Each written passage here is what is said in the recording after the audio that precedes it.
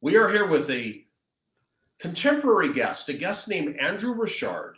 When I say contemporary, he's in an area that is exploding with not only interest, but opportunities. And he's the Chief Strategy Officer of Electrify EVSE. Please explain that four-letter acronym, I should say, to our audience so they can understand what you do, Andrew. Absolutely. So Electrify obviously is placing power to some type of equipment, and EVSE stands for Electric Vehicle Service Equipment. So in general, Mitch, it's all the electric vehicle chargers that you see out that are popping up all throughout the country, and all these new commercials for these new electric vehicles that you're seeing on the TVs. These are the equipment that's required to allow that battery to be refilled after they've used their driven for the day. Or for their next destination. Well, let me ask this, a little background, and then I've got some other questions, but just to give some traction to your business, to what you do day to day. I mean, when we spoke recently, you're out in the field going around. Are you setting these up in locations? Tell me about the model of the business. Great question. Thanks for asking. So what we do all the installation. We're a full turnkey solution. So we work with multiple manufacturers because as electrification of vehicles continues to grow, there is going to be a demand that you can't just lock into one manufacturer if you're going to place an electric vehicle charger in there. And the process to find the proper electric vehicle charger for the use case scenario that potentially your office or your fleet may need, there's a lot of different types of EV chargers that can be utilized. That process can be long. So what we positioned ourselves to be able to not only just show one type of use case scenario, but every use case scenario. So when we go into the opportunity to speak with whether it's a municipality or a school or whomever it may be, we're able to offer what is going to be best for that individual. We ask those proper questions for the individual to, one, become an informed buyer or an informed purchaser, to be able to know that if they're informed, if they have the information of how this interacts into their business or into their fleet, they're normally going to appreciate that, and most likely will go with the individual that gave them the majority of the information and taught them, other than just trying to sell them one particular model out in the world. Okay. Well, that makes sense. So I'm just going to dig in a little bit about you as a person. How would your friends describe you? So ultimately, I would think that they would say I'm pretty energetic. I talk a lot. Kind of like the Energizer Bunny. You just wind me up and send me out and I start talking. I'm really involved with the environment, many different causes that I work with. I test waters in this area for bacteria. I sit on the board with Keep Cherokee Beautiful, which is an extension of Keep America Beautiful. So I do a lot of outreach programs, grassroots stuff. I think most of my friends would call me funny. I do have a bit of an interesting personality from time to time. I like people to be at ease. I like people to be comfortable and know that I'm not going to judge them if they were to come out with a true thought that maybe entertain an interesting point of view. I'm gonna talk to them about it and just see where my ideas, and even if my ideas don't meet what your expectations of a conversation is, we're going to walk away still as friends. We're going to walk away as people that are, interested in learning more about, just the other individual and why and where and what makes them tick. So I think that's probably what my friends would say about me is I've never met a stranger, right? Everybody's a friend. And my goal is just, once again, trying to make people comfortable. And if somebody's comfortable, they're gonna speak to you in a more casual fashion. So what's your greatest accomplishment? My family. By far. My greatest accomplishment is marrying my wife of 20 years, Wow. Kimberly. Yep, we have 4 Listening? beautiful children. Is she listening? No, no. Well, that would get you Very good. bonus points. Yeah. Okay. All right. Well, I mean, I'm all about family, family and friends. I live in a very close knit community. We're about 35,000 in our small community, and you know, I just am very happy to be in a smaller community. I came from Toledo, Ohio originally, and moved to Canton, Georgia. Toledo's very large, and it doesn't have that home feel Right. where I do Home receive field. that here in this community. Okay. Nice. And what do you wish you had known when you started out with your business today? You've Uh, obviously seen a lot of growth, I'm sure.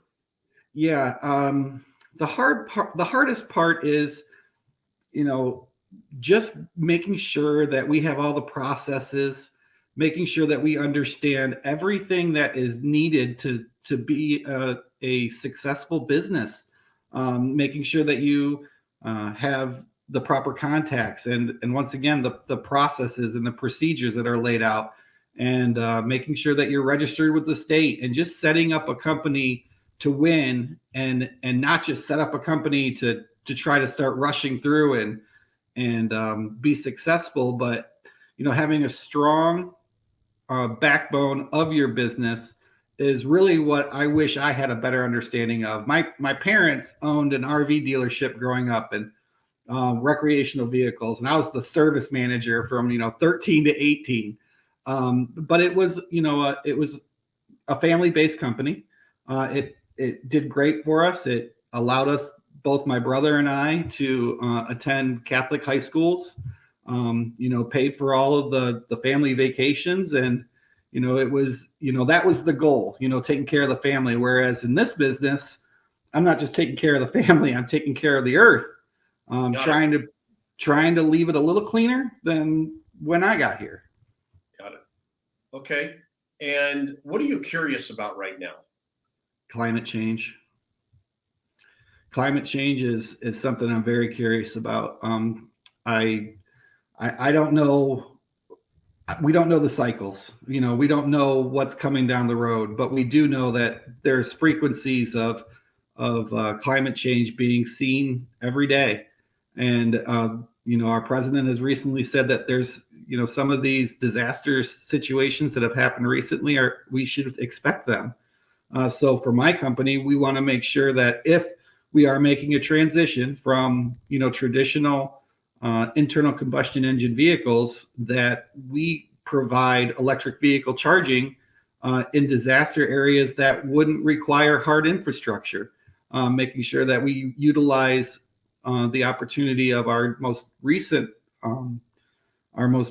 project called the EV Power Pod, and that runs on renewable propane and renewable natural gas. So, it's portable, it's mobile. It's a hard reduction of the carbon footprint on the carbon footprint scale from traditional chargers. But if a city is under 2 feet of water, you're not going to have electricity. So on traditional electric vehicle charging, they're put into the grid. And if those are not available, how are we going to get people out in an evacuation situation? Got it. So that's what I'm curious about is how is that going to, grow? How are we going to meet that demand? So what's something you have failed at? Oh gosh, I mean, that word failure, right? We're always learning. I don't know if I've ever really failed, but I've learned from a lot of my mistakes. Everything is growth. I'm not looking for perfection. I'm looking for progress, right? And as long as I'm still upright and walking, and as long as I'm making an impact with my children, making an impact on my community, I'm not failing. Just like electric vehicle chargers, if we can get them in the ground, that's a win.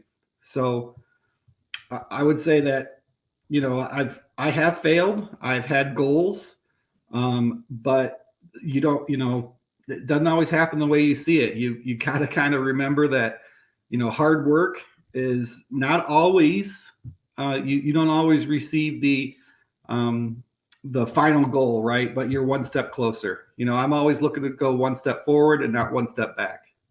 Okay. And here's my favorite question. I ask everybody in this interview. I'm a bit of a history buff, and I suspect your answer will be interesting. I'm generally shocked. If you could have coffee with any historical figure or a drink of your choice, lunch, who would you choose and why? And the person has to be in the afterlife. So obviously I would definitely enjoy a conversation with Jesus Christ. That would be, important to me. I'm involved in my church. I've had a special relationship with God since I was 14 years old after an accident. And I gave myself to the Lord, and, his son, Jesus Christ, would be ultimately the best person I could have coffee with, and just kind of discuss, life and the processes that I'm doing, and making sure I'm, toting the line. But I also would tell you that I too am a historical buff. I would like to speak to Charles the Great, or Constantine. Okay. These would be some great conversations. Highly educated individuals that were able to, in their time, conquer the known world, and that would be some interesting conversations as well. Okay.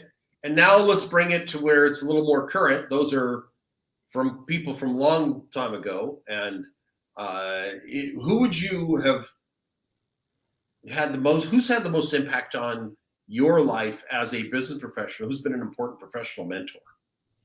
My largest mentor would have been my grandfather. His name is James Richard, who my son is actually named from as well. He helped mold me at a very young age. He was involved with politics. He was involved with keeping, going the extra mile, being, if you say you're going to do something, do it. Show up 30 minutes early, because sometimes 15 minutes isn't early enough.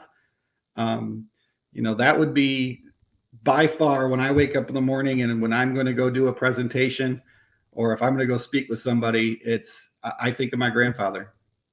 Okay. Now, well, great tribute. And I believe, Bear Bryant said 15 minutes early is 10 minutes late. Roll Tide. Yeah. If you could go back and give your 18-year-old self one piece of advice, what would it be? I don't know, how old were you when you got married? I was 25. No, 25. But what I would say to my 18-year-old self would be, keep trying. There's a lot of opportunity in the world for people that just have the gumption to get up and show up and try. And that was when I was younger. I had definitely some issues with trying to follow everything through. If something didn't seem like it was working the way I wanted it to, sometimes I would not follow it through, which is very important, obviously. Now, Andrew, you're a businessman. You spoke extremely enthusiastically about your business. You spoke with great passion about your family. So this question I'm going to ask you is a little bit open. What is your plan to achieve your goals? And that can be either in business or personal. I don't know if it's maybe to put all your kids through Harvard or something like, whatever way best suits your answer. So for me, I just want to be a stand-up person. The things that I do would be something that would be great for me, is if somebody walked up to me one day and said, because you didn't quit, I kept going. And, just being there for anybody that needs to talk to me, with a compassionate, voice and understanding, no matter what creed or color or whoever age, whatever you are, I would just, my tombstone, I would like to read, that was a good person. Okay. And how do you overcome a challenge when life throws one at you? Really great question. I lean on my friends. I lean on my wife. I lean on my other people that I'm in business with, people that I trust. And normally I will go to somebody and say, here's my issue. I will look for outside. The classic story is, you have a guy in a hole, right? And a guy walks by, the priest walks by, and you say, hey, priest, I'm in this hole, help me out. And the priest writes down a psalm and throws it in the hole, right? And maybe somebody else walks by and says, and they just kind of yell at you from a distance. But then you have that one friend that jumps in the hole with you, right? And says, and you look at him, you're like, John, what are you doing? You're in the hole with me. And that person looks back at you and says, it's okay. I've been in this hole before and I know the way out. So great story. That would be, that's how I just try to, overcome challenges. Everything makes you stronger. It makes you smarter, makes you a little bit smarter. And, challenges are meant to make you a better person for yourself, for your family, and for your friends, community. I love it. That's a great story. I love that. I may have to borrow that. Okay. And if I think I learned it from watching Frasier, I'm not sure. Okay. But if you had to write a book tomorrow, what would you write about? Great question. If I were to write a book tomorrow, I would write about electric vehicle charging. I've been in this business for 7 years. I do know that there's quite a few misunderstandings about what is possible today, what will be possible tomorrow. I mean, we grew up on flying cars and the Jetsons, right? And it's the same type of trend. People are talking about what can be, what will be, and they're speaking to a manner of which that it's here today. Well, electric vehicle charging has a great landscape and it has a wonderful opportunity for the future. But let's be realistic about what's really happening in the market today. That would be what my book is about, is teaching people, the basics of what is really available today and where tomorrow may bring, not a promise, but an opportunity. Okay. What's one question you wish I'd asked, and how would you have answered it?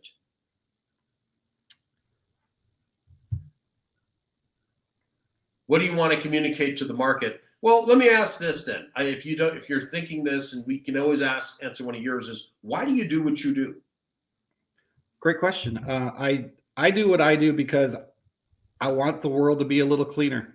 I want to remove the need for foreign oil. I want to take advantage of the opportunities and the resources that we have in the United States. I want my family, to live in a little cleaner lifestyle. Okay. And how can I support you in terms of growing the Electrify EVSE brand? Well, one way you can help is just taking that information that I'd given you about the Power Pod.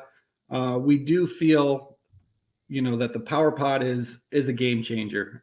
Zero infrastructure, portable, uses renewable resources, much cheaper than traditional infrastructure.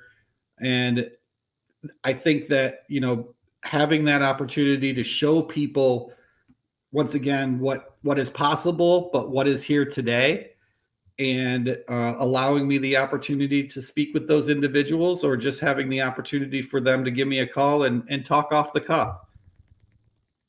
Well, I would say there's a gentleman I interviewed last week who was in the business of e-bike locking systems. But you guys are in the same world. I'll make the introduction. I think you two could collaborate because you're not competitors. You are in the same field though, and have the same passion Yes, of sir. helping. So I think it would be good. He's there in Atlanta.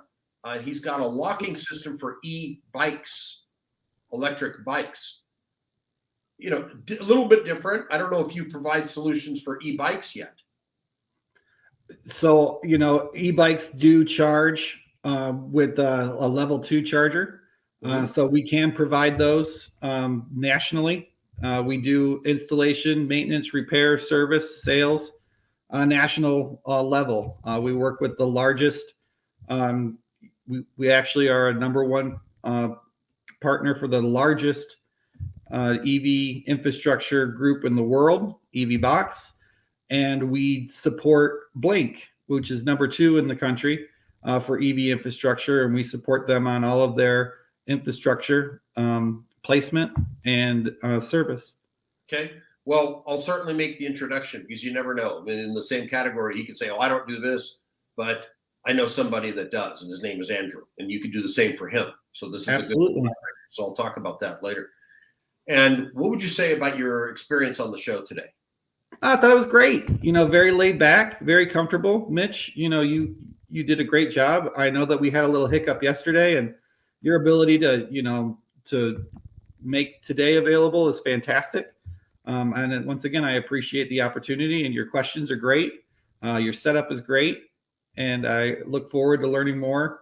Going through your videos and learning more from some other people that may have done the program. Okay. And what would you say is your final word here? My final word, hey, everyone, try and enjoy each other. Try and get out and meet new people. Take advantage of, take advantage of what is in front of you, kind of like with the classic, take what they give you, right? And if you have the opportunity to talk to a stranger, talk to a stranger. Put a smile on your face and engage in them. And that's really the only way that we're going to be able to express our ideas on a large scale is talking. Okay. Well, then great. Hey, Andrew, thank you for your time today. You've been a great guest on the Instant Celebrity Maker. And I look forward to seeing your success as you grow nationally and help people and save the planet. We'll see you next time. We'll try. Thanks, Mitch.